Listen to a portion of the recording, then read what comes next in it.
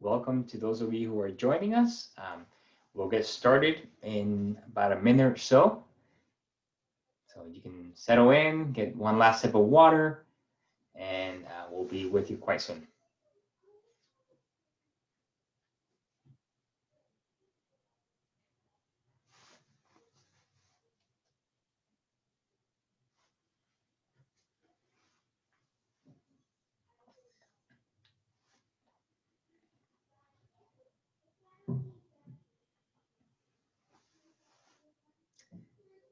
All right, let's start. Hi, my name is Olivier Silto. I am the Director of Admissions here at Harvard Divinity School, and thank you for joining us. We have quite the info session event for you. We're going to be talking about what it's like to navigate Harvard Divinity School as a student of color. We have incredible moderators, happen to be my colleagues as well, Associate Dean Melissa Bartholomew and Assistant Dean Steph Gaucho. And we have four great student panelists whom you'll also hear from. They'll be the stars of the show. For now, what I'll do is I'll actually turn my camera off and ask my colleagues as well to turn theirs off so we can focus on the PowerPoint. We'll talk about 12 minutes, 10 to 12 minutes, and then we'll start with some great questions. We're going to have the chat functionality available at any point, but also the Q&A option. So feel free to communicate with us either way, okay? I'm going to turn myself off for a second and get started. So this is an opportunity to just give you a sense of what we're like at HDS. So we'll start at the beginning. So located in Cambridge, Massachusetts, Harvard Divinity School is one of Harvard's 12 graduate schools. We were founded in 1816, and we happen to be the most religiously pluralistic divinity school in the world. We represent over 30 faith traditions, including students who aren't affiliated with any faith tradition. HDS brings together scholars of religion in conversation with religious practitioners as learning partners and community members. Our degree programs lead to infinite pathways with alums in every field and industry who really value ethical leadership, religious literacy, and service-oriented, mission-driven work. Now, this all sounds great, but who are the people here? Who are the folks who embody these values? So this is just to give you a snapshot of the community at HDS. Here's some data from this incoming class of students. We have 90 MTS students, 44 MDiv students, and 1 THM. THM is a Master of Theology. Within the incoming class, 52% identify as female, 32% as male, and 16% as non-binary. The average age is 25 years old, and the age range of the students enrolled went from 20 to 56. HDS students reported over 30 different religious affiliations. Students of color comprised 36% of the incoming class, and international students made up another 14%. In addition, we're proud to say we have 99 colleges and universities represented in the incoming class, which means we have students coming in from a really diverse array of institutions and academic training. Just to give you a sense of what we offer degree programs-wise. We have 3 degree programs, the Master of Divinity program, or the MDiv, and that prepares graduates for chaplaincy and ministry, broadly conceived, or a range of other careers that center around service and ethical leadership. The Master of Theological Studies program, or the MTS, enables students to explore deeply and broadly the languages, literatures, thought, institutions, practices, normative claims, and structures of a variety of theological fields and religious traditions. The Master of Theology program, or the THM, is for applicants who already hold an MDiv and is designed to allow students to explore a topic in great depth or delve into a new topic that impacts their ministry, whatever that might look like. Now, what are the resources we offer? Of course, the faculty, the places, and the places that we offer here are part of that huge array of resources. HDS has 5 affiliated programs and centers, which you see listed on the slide, and that includes the brand new program for the evolution of spirituality. This program is spearheaded by Dr. Dan McCannon, and it supports the scholarly study of emerging spiritual movements, marginalized spiritualities, and the innovative edges of established religious traditions. Note that there are also hundreds of other programs and centers elsewhere here at Harvard that HDS students have access to for programming, funding, and other resources. In the bottom right, you'll also see a photo of the wonderful faculty here at HDS, helmed by Dean David N. Hempton, the blue in the front. And faculty are fairly accessible to HDS students and are, on the whole, quite happy to provide guidance and mentoring. Now, what does that translate into in terms of the curriculum? Well, we're happy to say that there are over 230 HDS courses that were offered last year. And HDS students also have access to courses across the entire university, as well as throughout the Boston Theological Interreligious Consortium. That's a mouthful. So that's why we call it the BTI, which is a consortium of 10 theological institutions of higher ed in the Boston area. The BTI also offers easy cross-registration, as well as a range of other resources across institutions, including financial opportunities.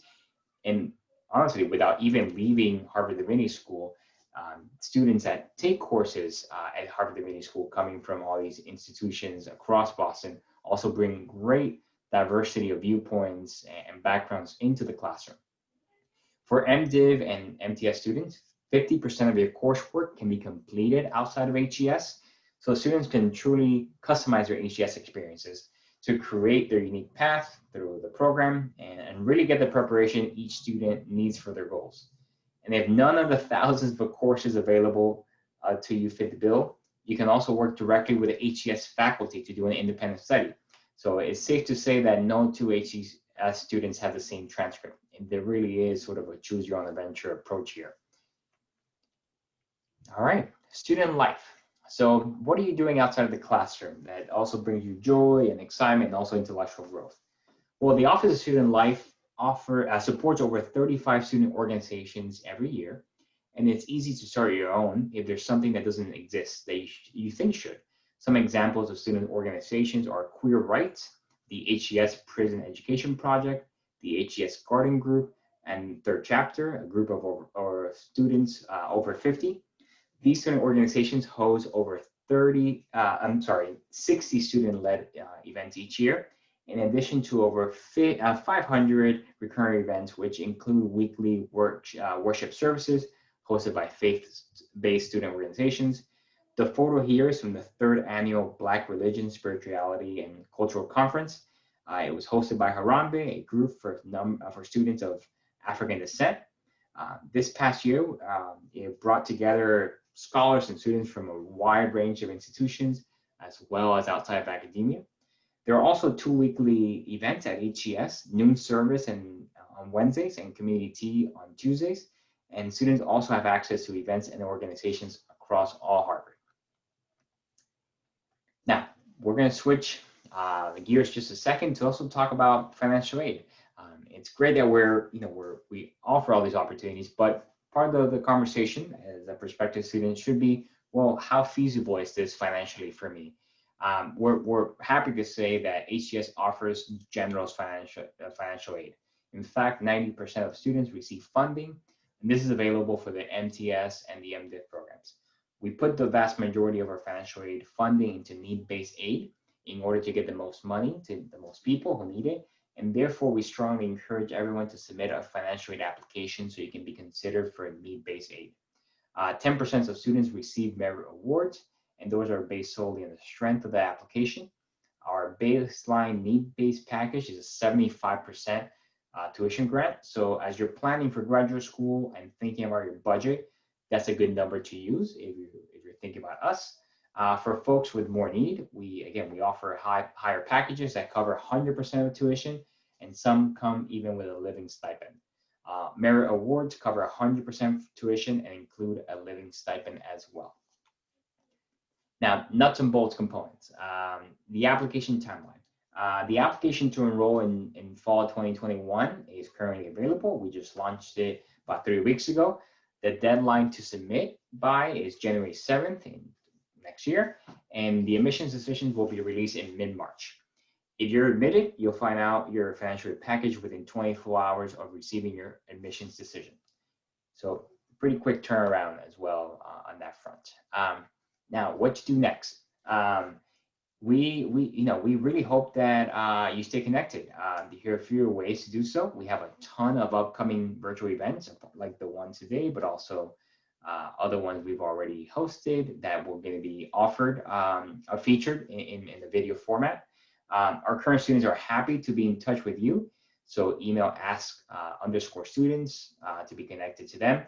We have a great admissions blog, and our Instagram is a good way to stay in touch.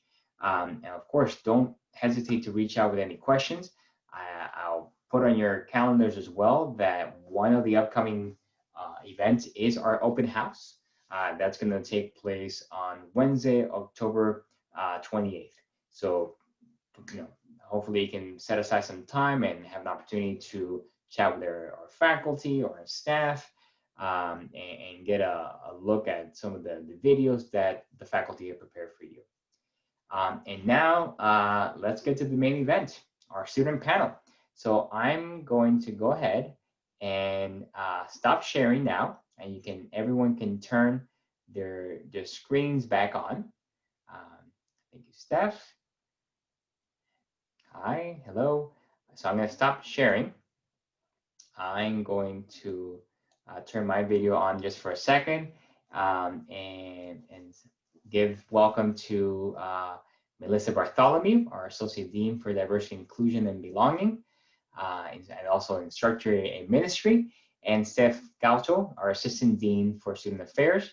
Our current HDS student panelists are Khadija Ali, Anel De Castillo, Manato Jansen, and Kayla Smith. So I'm going to go ahead and turn my video off for now and pass the mic to Melissa and Steph. Thank you.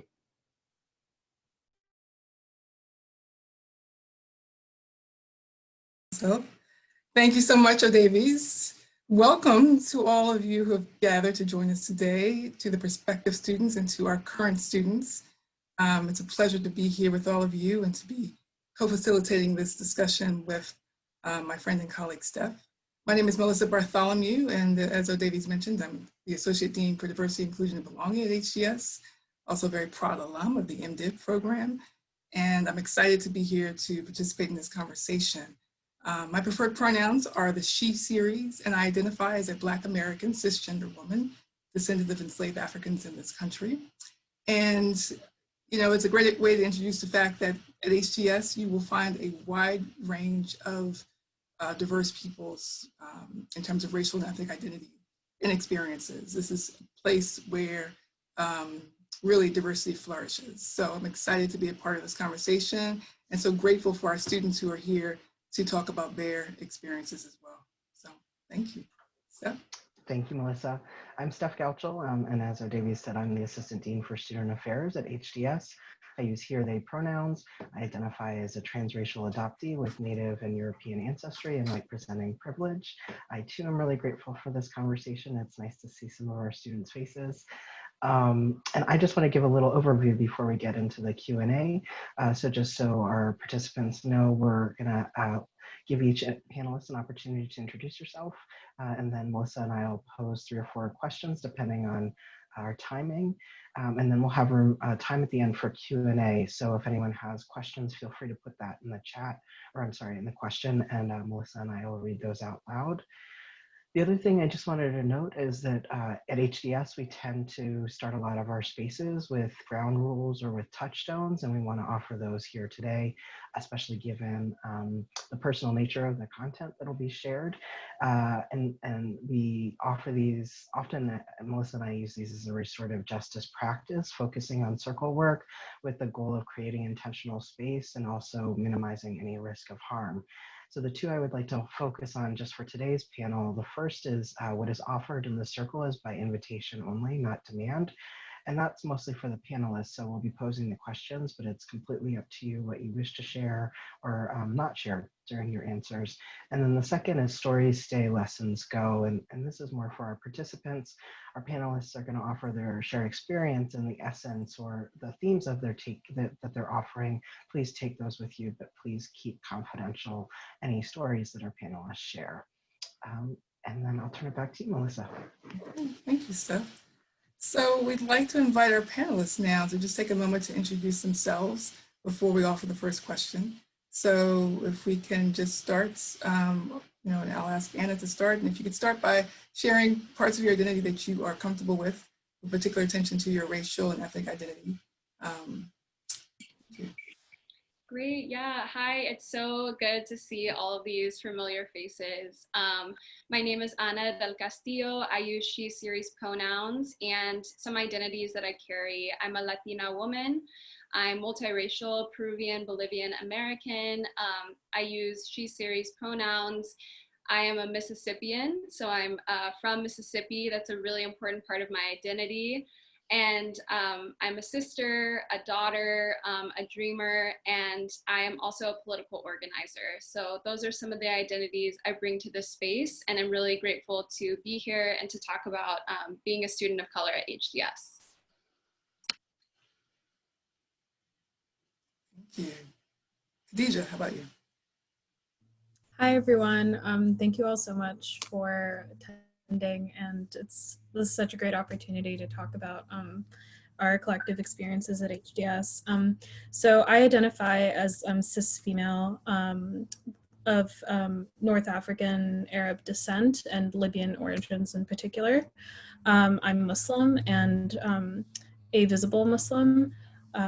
And I am a Southerner. I've come to really identify with that aspect of my Americanness. And I think I maybe relate to Anna in some ways. Being from Tennessee, there's a lot of experiences that really go into how I've been navigating HDS and comparing Boston and that. So yeah, that's me. Great, thank you, Khadija. Kayla. Hi, y'all. I'm Kayla J. Smith. I'm happy to be here and also see familiar faces.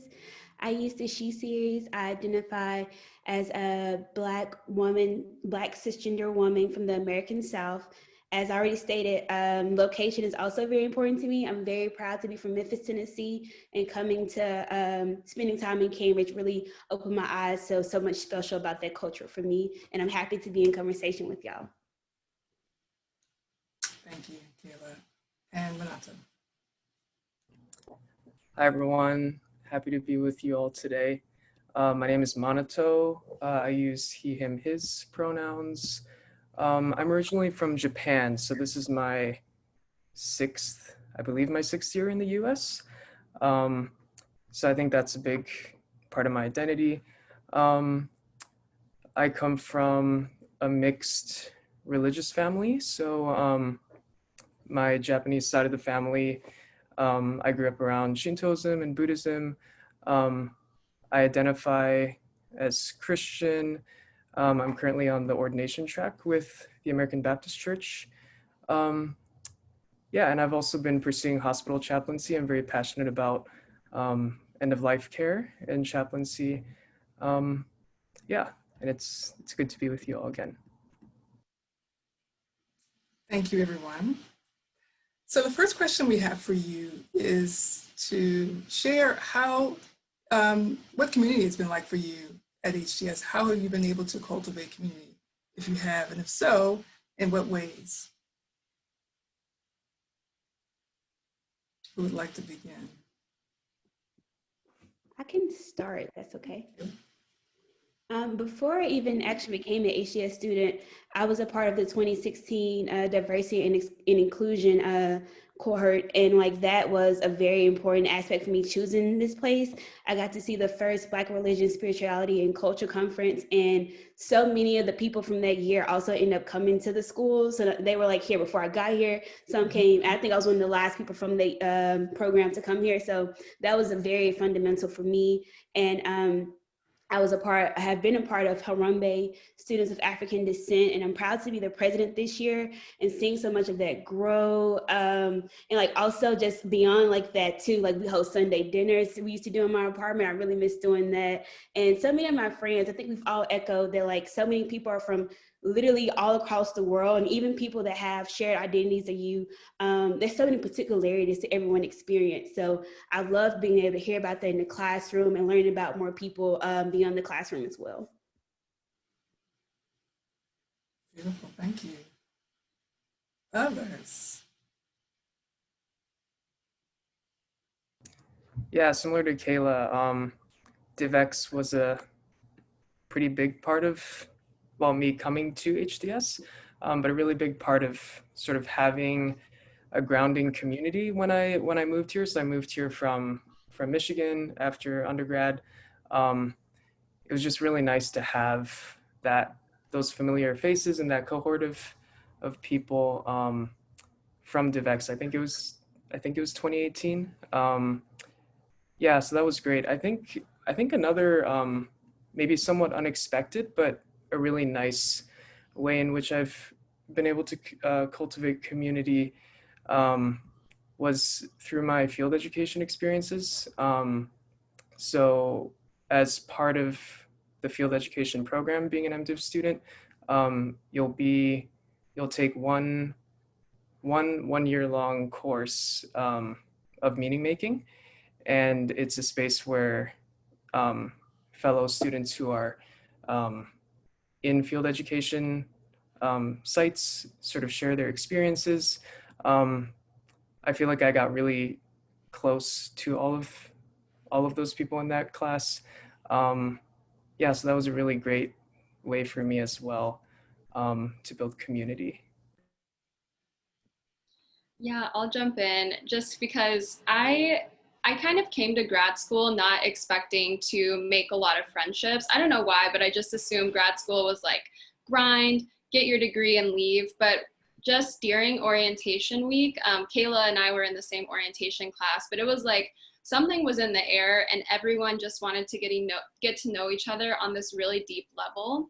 So something I found at the Divinity School is when people ask like, how are you? They expect like a full, real answer. And that really leads into beautiful friendships. So similar to Kayla, I was going to weekly potluck dinners and was doing study groups with students after class. And the conversations that we were having in the classroom transformed into more personal, deeper conversations about trying to make sense of the human experience and things that are happening in the world. So I feel like being an HDS student just makes you crave community. And so then you will find really close friend groups here. So that was my experience of having kind of non-traditional, like after class around a kitchen table, really beautiful experiences. Yeah. Sorry, I was just gonna. No, go ahead. Just to jump off of that, I think for me, I sort of had a similar kind of anticipation as I was entering grad school, and I didn't participate in DivX, so I didn't really know many of the people who were coming in. But even when just the Facebook group for the incoming class went live, I already it was really nice to connect to people through there, and kind of see everyone's intros. And I just message people privately and we talk about, where we're from and sort of pre-introduce ourselves. And that made orientation sort of something really to look forward to. And Anna, I'm not sure if we were in the same class, but I was incoming 2019. And it was such a lovely orientation group that we had. And for me, I think I had a really amazing theories and methods section for some reason. Like we just had such a great time, and a lot of gatherings and communication and came out of that. And I think also what was critical for me, I sort of fell into a slump. I think the end of first semester and second semester, just overwhelmed by the work, and I started attending community tea more religiously, and that for me was critical, I think, to really feeling like I was a part of HDS and I could check in with people that I wasn't in class with, and just have a conversation. And yeah, those were like a lot of the ways that I was able to kind of form community for myself. Thank you all for sharing your stories. The common thread is like there's been this organic way in which you've been able to develop and cultivate friendships and build community inside and outside the classroom. Community Khadija is a perfect example of that weekly gathering of students. So thank you for sharing. Yes, thank you very much. The next question we'll pose for you is, what has been positive regarding race, your experiences of race within and with outside of the classroom at HDS? Does anyone want to go first? I'm happy to go first. Thank you. So I was coming into HDS. I'd been living in Germany the year prior, and before then I'd grown up and lived my whole life in the suburbs of Nashville. Not my whole life, but my formative years in college, in Nashville, Tennessee. And so earlier I said that I was a Southerner, and I very much felt so. And for me, I was kind of nervous going up to Cambridge and being in New England, and I was kind of curious what sort of life would be like. And I think I was overwhelmed by like how just how understanding and curious and compassionate folks at HDS were. It wasn't, it was not what I expected, and I was grateful for that. But then also, I was worried that, you know, the sort of the compassion and the empathy would sometimes, I was worried that it would like stifle critical conversations, but I think that was the opposite. And I found a lot of kinship with other students of color, and sort of we would discuss kind of like strange encounters we had, like either, you know, out and about in Cambridge or at one of the other graduate schools, or just around the university. And for me, those were that kind of openness and the desire to critically engage our experiences and learn and understand from them was evident to me from the beginning, and I'm truly grateful to that. Wonderful, thank you. Who would like to go next?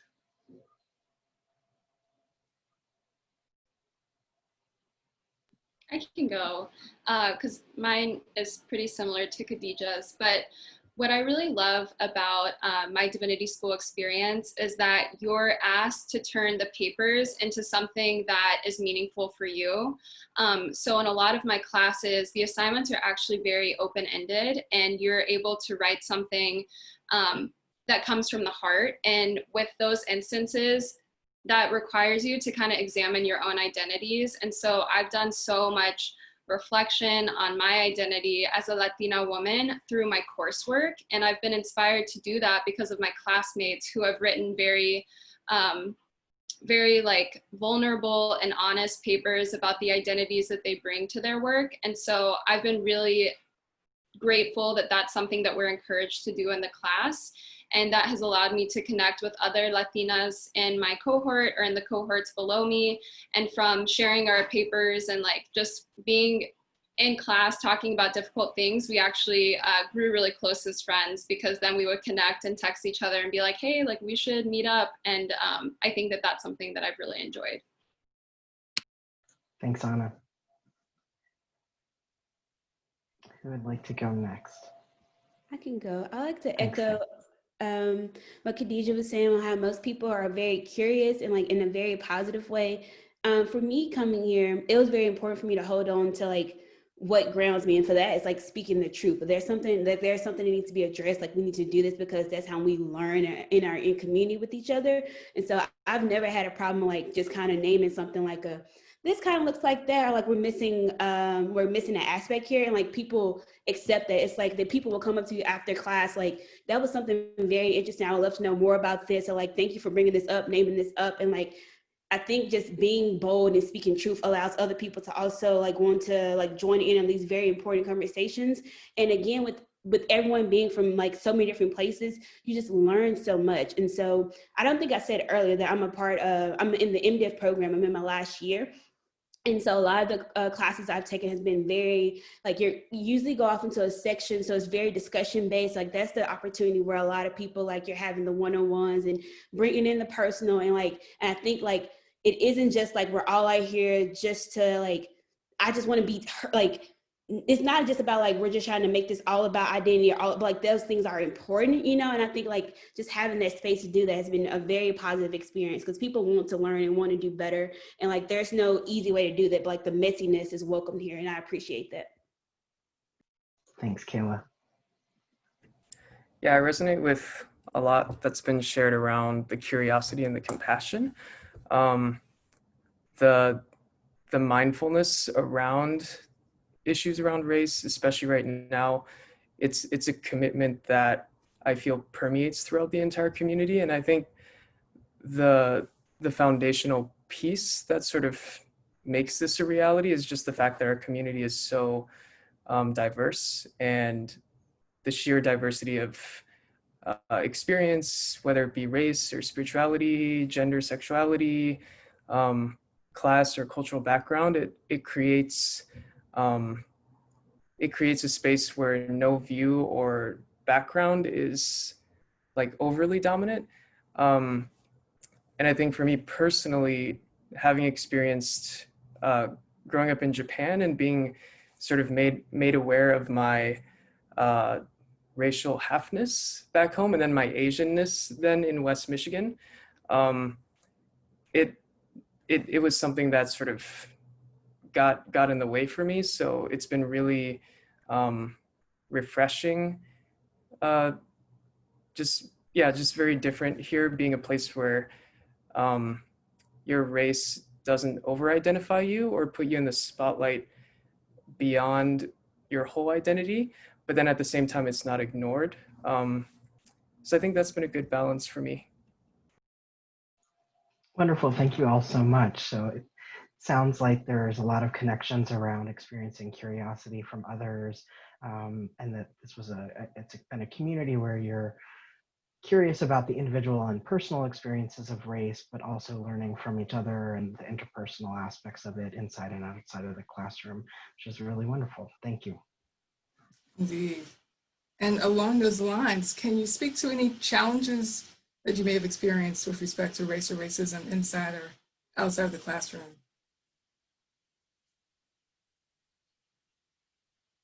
I can kick this one off. Because I love HDS so much, I want to be critical of it to help it grow. Because I think that like many institutions of higher education, there is so much growth that needs to happen.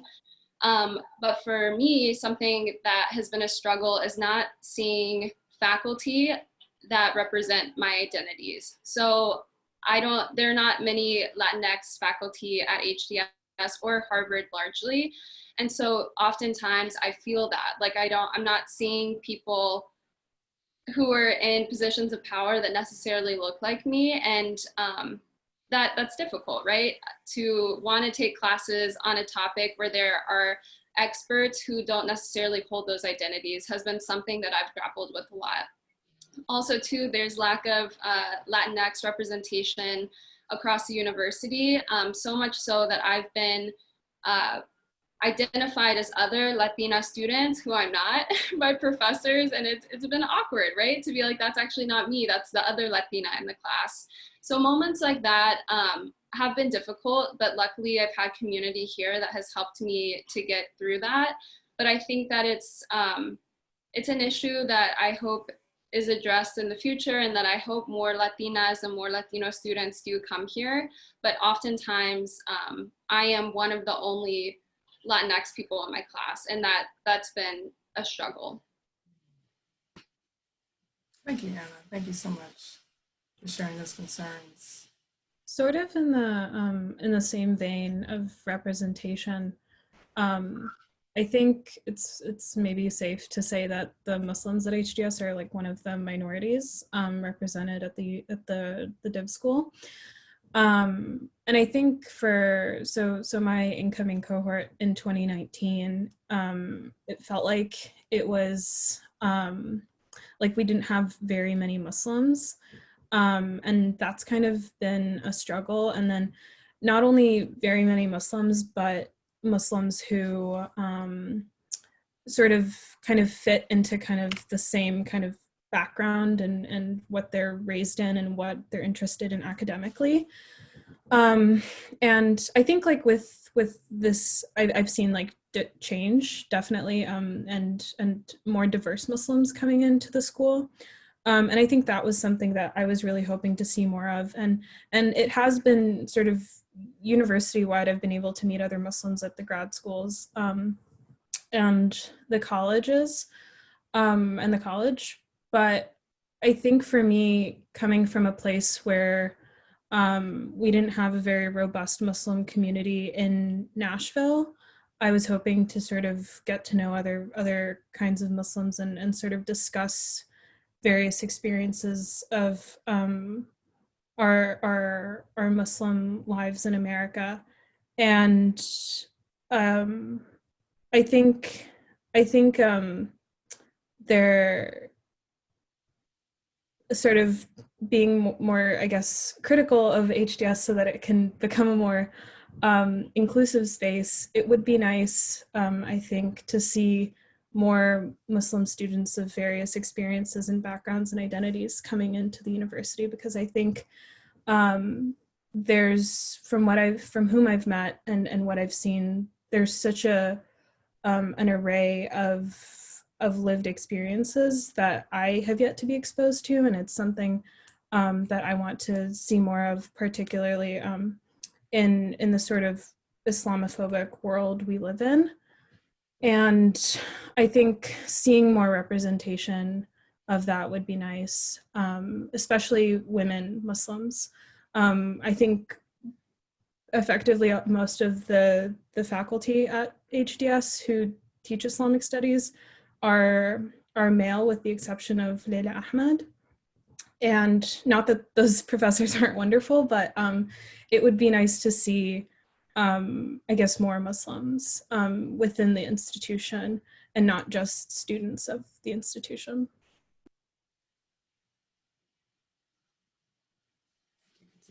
Thank you so much for those insights.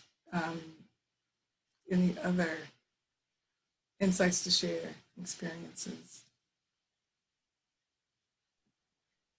Thank y'all for bringing up those issues, because I think also like it's something, a very unique position to be like where we have literally one of the diverse populations of like divinity students in the world, but like there's still so many issues of where we like need to make things not white dominant, or not just like making just a white or a Black issue, because there's so many ways you have to diversify and complex things, and also not being very man-centered as well. And I would say also too, I will say, even on the small things of like language, there are ways we have to undo things that like people that we aren't aware of, like naming those things. And I'm proud to say that like I think we're doing a lot more of like even just saying like Black equals ugly or darkness or evil, like just changing that, like where does that come from, or how's it stemming from, how those things have like perplexed to something to so much larger is things that I think have definitely been issues before.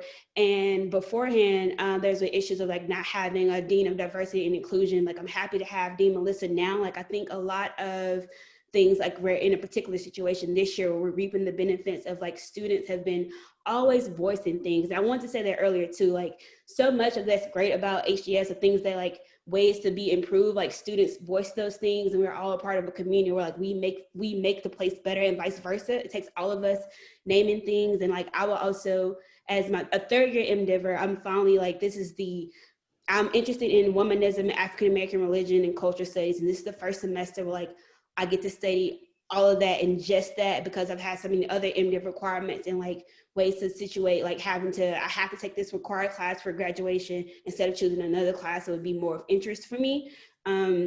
but all those things I said are changing. And even this year coming in, like the community was invited to a conversation about anti-Blackness and ways of colonialism has been like reigning. That was something that came in from the required classes from our theories and methods course and our intro to ministry studies, and that had never been done before. So I'm happy to say like we're definitely like figuring out some things, but it's still a long way to go in a sense of diversity in like who's been represented and what's being studied. And it's not enough if we just have like this one Black professor, this one Muslim woman professor, and really diversifying some more.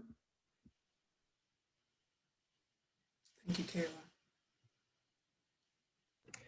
Yeah, I agree with what everyone's been saying about faculty representation and yeah, diversity within minority student identities. And it also resonates with me a lot, the awareness of, words or practices or beliefs that through my background may be problematic, but I'm not aware of. I think that's what I thought of most when I was thinking about this question. Things for me that are challenging for the sake of growth.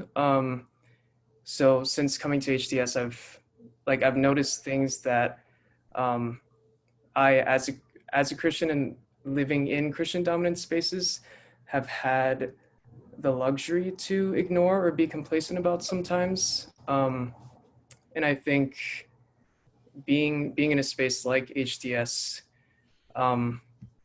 doesn't allow for me to be that way. So it's challenging and encouraging at the same time for me, but that's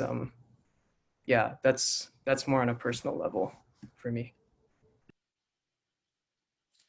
Thank you all. I really appreciate all that you've shared, and particularly the way in which you framed your responses. Anna's framing of criticism because of care. So it's critical attention and attunement to all these concerns out of care for the university and ways in which student care and concern and activism has helped to, help the university, the school flourish and grow. So thank you for sharing. Steph? Yeah, thank you, everyone. I just want to echo sort of thanks for your honesty. I think it's really important for any prospect students to really get a sense of what the school is like. And I think, Anna, you might have said this, that hopefully most institutions are grappling with a lot of these questions, particularly predominantly white, historically predominantly Christian, what have you. So it's really good for folks to be able to get a sense from students where we're at. So thank you. And then our last question felt important to kind of speak to this moment that the US is in right now. So related to the current uprising around anti-Black racism and state-sanctioned violence, have you experienced shifts in your own and or in the school's focus and efforts to address issues of race this year? Would anyone like to go first? I can start. We've just got some very exciting news as Harambe students of African descent that the conference has finally been institutionalized. We've gotten a lot of, for the first time, financial support through the dean, and not just for this year, in the next 3 years. And so that's very exciting to hear, because that's something like, again, like students was like, this is something that we need, and it's brought it here. And for now the institution to be supported in this way is very exciting. I think people have said something like moving beyond, because like schools are really good at like can make something sound really well in an email, like we're here for you, but then like there's no action behind it. And so I'm very thankful that like this year for the first time we're seeing like actual change. And then for us, I think all students, I want to make sure like this isn't just this moment, like this isn't just something that people are doing just to like for marketing thing, like, because at this point, like if you're not saying anything about Black Lives Matter or saying anything about like what's happening in the country, like you're just losing it at this point. So like just making sure it's something sincere and genuine. I think like I'm honestly can say I really feel like the institution is trying to make change for the better. Does not mean that people should not come here and still name the things that need to be challenged and addressed, but like I think we're moving in a great direction, and in the sense of like the institution is supporting it, so like there's not a transition of every 2-3 years a whole new student group is coming in with the same problems and the same issues, and there's no connection between that. So I'm happy to see where we go. Thank you, Kayla. Oh, do you want to go? Go ahead, Anna. Okay. First of all, I just want to shout out Kayla because I'm just so excited that this has happened. And I know that a lot of student energy was behind that. So thank you. I'm excited for the future conferences. Kayla actually mentioned that at the start of this year, there were conversations around anti-Blackness, colonialism, and kind of HDS's role in talking about these things. And I attended both events. I thought that they were great. And I thought that it was important to have those conversations at the start of the year. So I'm definitely seeing an effort. However, I would be remiss if I did not mention the Harvard Prison Divestment Campaign, which is an ongoing effort that students, many students at HDS have been helping to lead, calling on Harvard to divest from the prison industrial complex.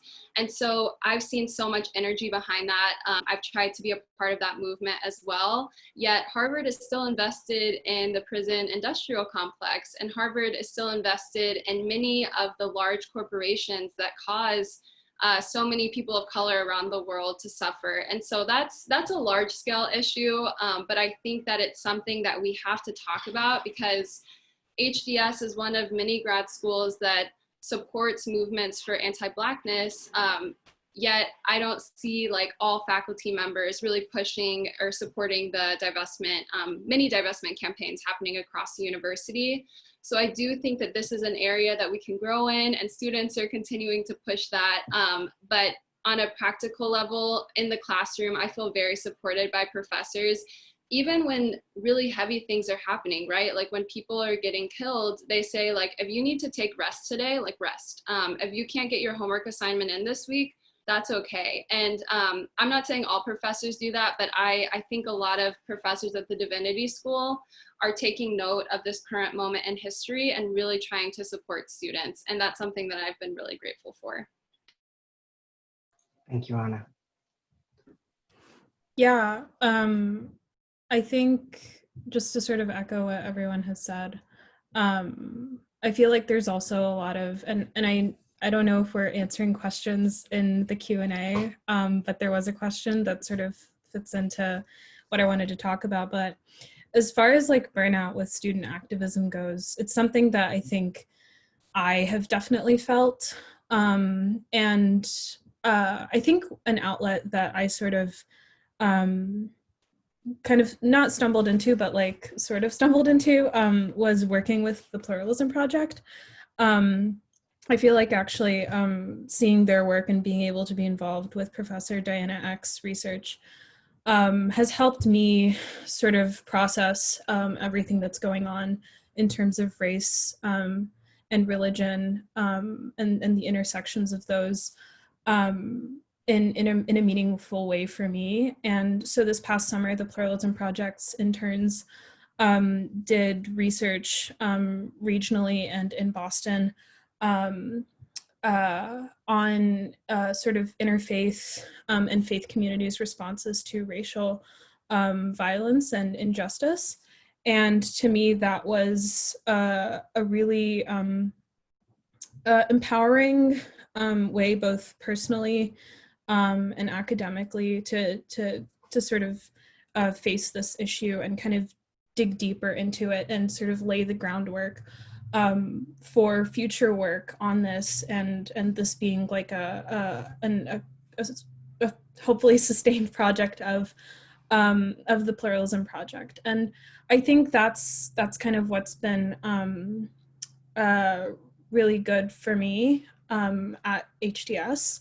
And I think I know that the HDSSA, the Student Association, is really committed to facing these issues and addressing them and bringing them to the forefront of the school.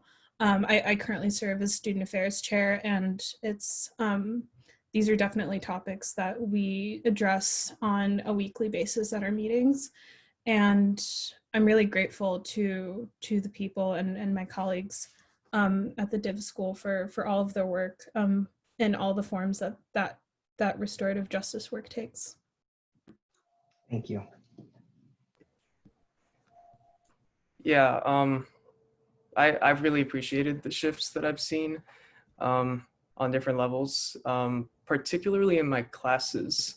One of the classes I'm taking is Love and Loss, and I appreciated how we just took the first month of materials and we replaced them with books on themes of love, loss, slavery, and racism written by Black authors, and that made space for these conversations that we needed, and importantly addressed the needs of our context today. So yeah, I've just been really glad to see the flexibility of that within my classes. Similar thing for my education as ministry class, where we've sort of reoriented our final projects to focus on building future learning environments based on the environments that we choose to address issues around race in those future learning communities. And that's been really good for all of us as well. So Thank you very much. You all really raised a lot of pertinent aspects. It's hard to kind of feel like they could be their own topics of conversation, but I really appreciated the highlights, I think, of the importance of student work and activism and movement at HDS, but then also, Anna, you bringing in the HDS, the impact of Harvard more like locally, globally, what have you, and making those connections around social justice issues as well. And I also appreciate you bringing up, sounded like aspects of care that you were finding in the classroom and sometimes in community. And I think the question of burnout is an important one. I don't know if we want to go into that a little bit further as we move into Q&A. Melissa was going to start us off. It looks like we have 2 questions right now.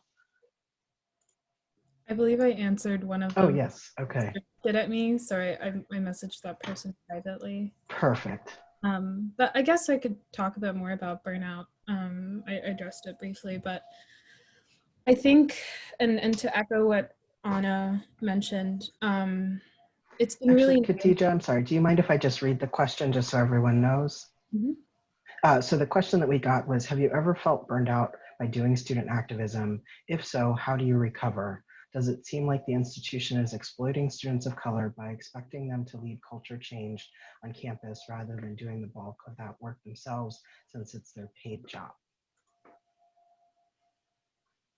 Yeah. So it's a great question and an important one. And I think one, especially being a part of HDSSA, we're sort of facing every week. And I think for me, it's been important to just at times be frank with my professors and say like, hey, there's just really terrible things happening right now. I can't be fully there. Please understand. And usually professors are. And in terms of sort of how do we recover, I think the most important thing I've learned being at HDS is being honest with how much your load can bear and how much you can bear, and when to sort of say no to things.